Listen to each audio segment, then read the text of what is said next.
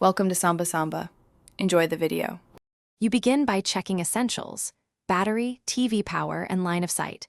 Why this matters: the Apple remote uses infrared or Bluetooth. Weak battery or blocked sensors stops pairing. Next, make sure the TV is on the correct input and any external receivers are powered. Once done, press and hold the remote pairing button or menu and volume up depending on model. You'll see a blinking LED or on-screen prompt. Follow that to initiate a secure connection and confirm the device name. Now you move into the detailed pairing sequence. You'll select the remote in the TV's Bluetooth or accessory menu. This is how the system recognizes commands and assigns control. Make sure nearby remotes or Bluetooth devices are off to prevent scanning conflicts. Press the indicated buttons when prompted to confirm control. This verifies button mapping and latency.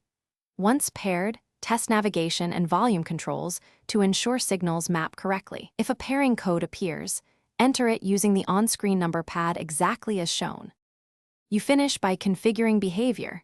Set volume sync, sleep timers, and app shortcuts so the remote behaves predictably. Once satisfied, test content playback and pause for a minute to confirm reliability. If commands fail, try repairing by holding the remote's pairing buttons for 5 to 10 seconds and repeat the setup. This often clears cached conflicts. As a last resort, remove the battery for 30 seconds or run the factory reset sequence. That restores defaults and lets you start fresh with pairing. Thanks for watching. Consider subscribing if we helped you.